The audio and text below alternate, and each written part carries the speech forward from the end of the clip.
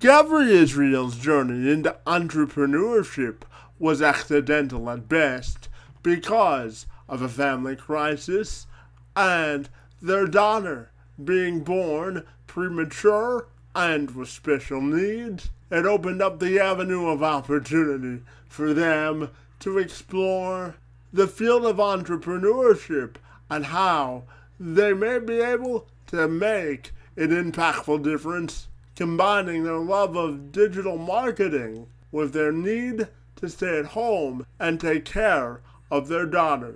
Thus, Proofpoint Marketing was born. Gaby joined me this week to tell me all about her journey into the business world, the podcast called Mixing Business with Pleasure she hosts with her husband Mike, which is intended to be a community for other couples who run businesses together to learn best practices. She joined me to talk about that and so much more.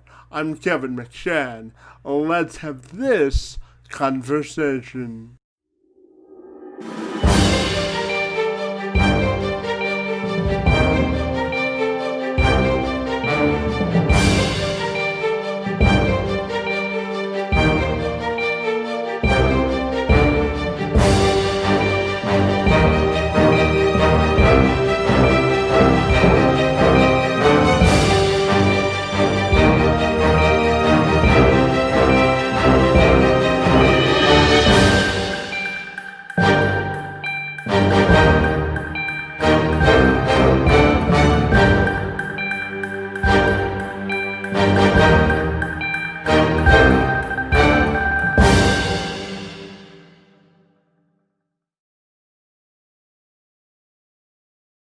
Absolutely. So, Gaby, if you're ready, we'll welcome you to the program.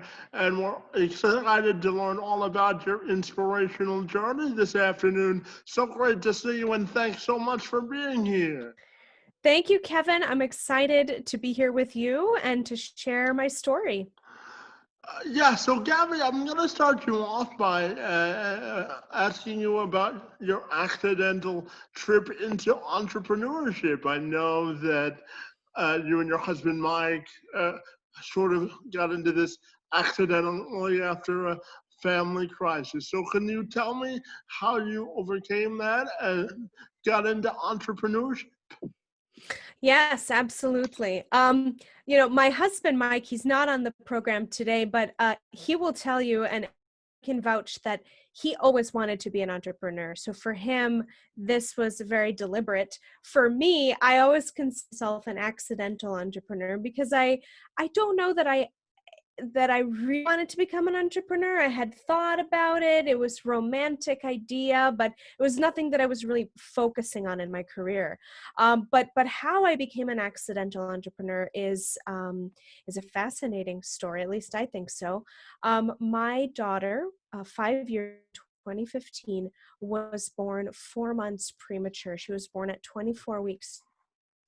She had a very long NICU journey. She was in the NICU for 6 months. And when she came home, um, she had a long road to get to where she is today. She had a lot of early intervention and some medical needs and medical devices early on. At the time of my pregnancy, I was working for an agency downtown Minneapolis, and I ended up having preterm labor caused by preeclampsia and HELLP syndrome. And so, I was very ill. I was very sick. I was in the hospital. I had an emergency C-section at 24 weeks. At the time, as I said, I was working. And shortly after my emergency C-section, I would say about a week after, I lost my job. So talk about adding insult to injury. I went from a very vulnerable state of medical crisis and my daughter being in the hospital to now losing my job, losing my income, and also my health insurance at the time because I was the policy holder for our family. So it was a very, very scary time in our lives. And I like to say that at that point, I became a stay-at-hospital mom because my daughter was in the hospital for so long. Then I transitioned to becoming a stay-at-home mom. And I was a stay-at-home, stay-at-hospital mom for 24 months. So just shy of my daughter's 22 months. So she was just shy of turning 2. And the idea of opening our business and starting a company had started to germinate based on the experiences that we went through. You know, me losing my job, us being without a dual income, you know, a family that is now facing a medical crisis, not having, you know, health insurance. Luckily, we were able to get onto my husband's policy at the time. But all these things are scary and awful and things that I feel employees shouldn't have to deal with, shouldn't have to go through. And those instances, along with a couple of other blips along the journey, more so pertaining to my husband's career, led us to starting our company, Proofpoint Marketing. My husband and I both are the digital marketing world. We have over 17 years of experience in digital marketing. And so starting an agency together was not exactly in our plans, but it sort of presented itself as being just the best option for us at the time. And with our family, our daughter was, as I said, just shy of being 2 years old. She was off oxygen, but she had a feeding tube. She had some other fine and gross motor skill delays. And so we needed to be the type of parents that could be home and that could be there for her. And that's what led us to create Proofpoint Marketing. Proofpoint is a fully remote B2B digital marketing agency. So being remote has allowed us to work from home, to be with our daughter, to provide her the care and support that she needs, while also fulfilling our destiny professionally, you know, personally, and obviously financially as well. That's quite the story, and I'm sure that you're hoping that you're leading a fine example for your daughter to aspire to, I'm sure. Yes, you know, she has only known us to be working from home parents, and to be business owners. So a lot of her early childhood dialogue and pretend play was what she was hearing at home. You know, so one day, I think she was like 3 or 4, she was playing with her dolls, and we were listening in, and she was saying to her dolls, you know, "Oh, I gotta go check my emails. Yep, I gotta go to a call. I gotta," you know. So it's really funny that she was picking up on, you know, emails and Zoom and, you know, all these things that my husband and I talk about, and that pertain to our work. She was picking up on that from a very early age. And ever since then, she's been very curious about what we do, our job. You know, when we're on a call, she can't interrupt us. So I absolutely hope, and I'm trying to show her the examples that, you know, you can be a working mom, you can own a business, and you can also prioritize your family. And I think a lot of parents out there, especially now during the pandemic, are doing just that. Starting exploration at an early age is an inspiration for sure. She can get started in a family business at a young age, so the legacy continues for sure. Yes, you know, she at 5 years old, she's now 5. She is an expert negotiator. I don't know where she learned her negotiation skills, but there are times where my husband and I, we joke, we say, "Man, she's got to be our sales professional. She's gonna sell Proofpoint for us." So yeah, I hope we'll see where her professional aspirations go. At the moment, she really wants to be a Jedi. So she's very into Star Wars. So I don't know if there are any professions out there that require Jedi, but who knows? We'll see. Maybe she'll become an astronaut. How about that? Yeah, maybe. So I know that, you know, from reading my bio, I have what's called spastic quadriplegia cerebral palsy. And I know, as you just described, you have a special needs daughter. So I'm wondering if you could provide some words of inspiration and affirmation for any parents who are parents of special needs children and how to get through the difficult and the good times as well. Yes. Well, I'm so glad you talked about that because I'm an advocate and very passionate around bringing awareness to prematurity. Our daughter was born, as I mentioned earlier, 4 months early at 24 weeks. She weighed 11 ounces, so less than a pound at birth, 330 grams for anyone listening using the metric system. Um, and from a very early point in our journey with her, we had a couple of doctors and even nurses in the hospital tell us not to count our chickens before they hatched. Meaning, hey, your daughter's born and she's alive, but don't get too overly excited about the future of her life. In fact, we had a doctor that had offered us an abortion if we wanted to have an abortion, because I was very ill. I was extremely sick and in the hospital due to pregnancy related complications. And so the idea of an abortion was presented to us. And I don't want to get into a political discussion about whether abortion is wrong or right, because that's not the point of this. But I do want to provide some inspiration to parents of children that maybe are born with special needs or have a complex medical history. And that is, don't let any doctor or anyone for that matter tell you what your son or daughter can and can't do.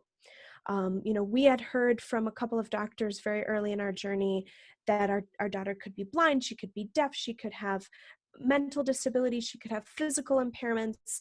We were given not very good prognosis, and with good reason. Children born at 24 weeks under a pound really statistically shouldn't even be alive. Our daughter shouldn't even be alive today because of her circumstances at birth.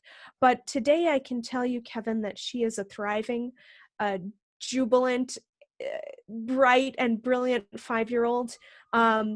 Her medical needs are more internal. She has some physical delays, some gross motor skill delays that she's working on with early intervention. She does have uh, a pancreatic insufficiency, which she on medication for. But her prematurity did not affect her quality of life in the long term, and did not affect her mentally. And so she is, thriving today from what doctors told us she may never make it. She may never make it out of the hospital. So, if there's one piece of advice that I could give to parents or anyone that is dealing with a loved one that has medical needs or complex medical history, don't let anyone pigeonhole you or your child or your loved one. The advances in medical science today are tremendous, and people and children that were originally, born with diseases or complications that may have resulted in early termination or pregnancy loss or even early childhood death, these people are living long and healthy and active different lives. So I just want to encourage any parent that's going through a challenging time with their child. Yes, there will be difficult days. There will be days where you just want to give up and throw in the towel, and it's hard and so many emotions, emotional roller coaster of going through caregiving for an individual with medical needs. But they will surprise you. They will be your greatest teacher. They will be your greatest inspiration. I know my daughter is that for me.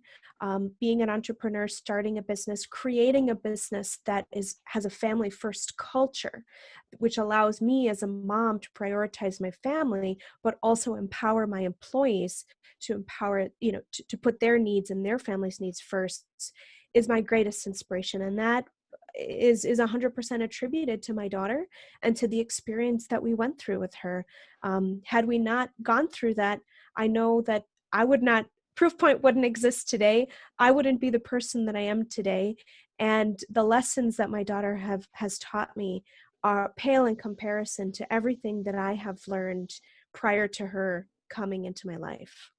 And Gaby, tell me, what's the greatest hope you have for your daughter's future? Ooh, gosh. I want her to be happy. I want her to reach her full potential, whatever that might be.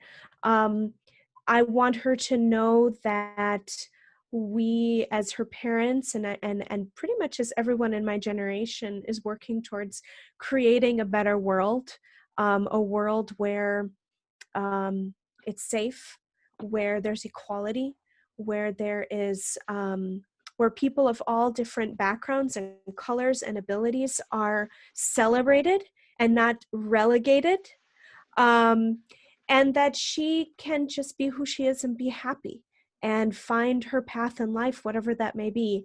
I knew that I was always passionate for marketing and advertisement, and that's where I started my career, but I never knew that I would become a business owner. And so I think my other wish for her would be to, yes, carve out your life and set a path for yourself, but also be open to and accepting of things that come into your path, things that may be there for a reason that you hadn't anticipated, because they can often lead to some of the greatest rewards. And I know that is true for me. And tell me about your business, Proofpoint Marketing. I see the sign there in the background. I know it's a digital marketing agency that you started with you and your husband. So can you tell me about your focus of business, your business model, and how it works? Sure, absolutely. So Proofpoint Marketing is a remote B2B digital marketing agency. We help our clients better know and understand who their clients are so that they can optimize their marketing. And we do digital marketing, so that includes paid media, SEO, marketing analytics, content, and social media marketing. We work specifically with, with B2B companies, but specifically with companies in the tech and manufacturing space. And I'm also curious to get your thoughts on what do you think is the key to enticing more women and girls into the field of entrepreneurship in order to have sustainable careers? That is a brilliant question, and I'm glad you asked that of me. I think that entrepreneurship, to be honest with you, I think it starts from home. I think that parents can cultivate that mindset from their children, or in their children at an early point in time. I'll give you a couple of examples. When I was growing up, I think I must have had an entrepreneurial bone in my body, because I always did things that were trying to make money, and trying to do fun things, and my parents encouraged that of me, and they fostered that in me. And even though as I grew up, I sort of maybe forgot about that entrepreneur experience, but it has come full circle, because being resourceful, um, being an advocate for yourself, not taking no for an answer. These are things that parents can teach their children just in their day-to-day lives, how to have an entrepreneurial mindset. It just starts with, I think, advocating for yourself, speaking up for yourself, not taking no for an answer. I think it also has a lot to do with being resourceful, finding solutions, being an individual thinker, looking at problems in a certain way. And those are things, like I said, that parents, but also schools can foster as well. I think changing school curriculum, having different courses and extracurricular activities would be helpful for kids, especially girls.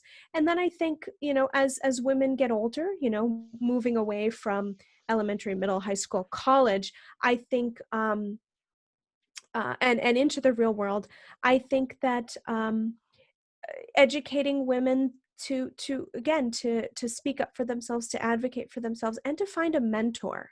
I've had a couple of beautiful and amazing mentors throughout my career.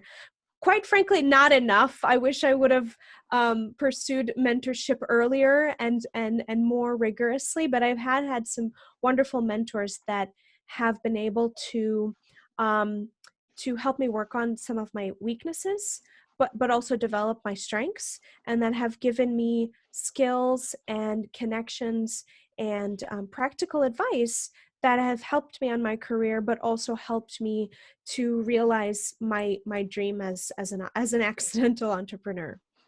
And I'm also curious, I know that you work from home, so I'm wondering how you've adjusted to working at home during a pandemic, and any advice you may have for people that have been relegated to working from home. Well, we started our company 100% remote. So we've been doing this whole work from home thing for a while. But I will tell you, Kevin, that it has definitely changed. And it is different now that we're in a pandemic.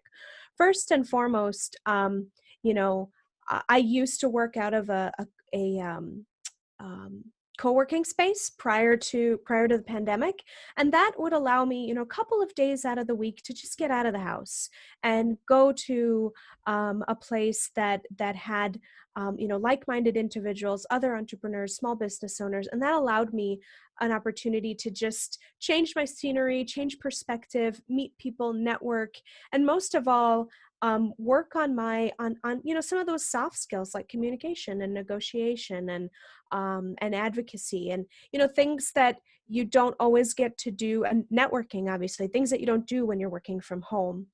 Now that it is a pandemic, and my husband and I decided that it would not be prudent of us for me to work at the co-working space, because our daughter does still have some medical needs, and so we are trying very hard to minimize and eliminate as much risk as we can for her.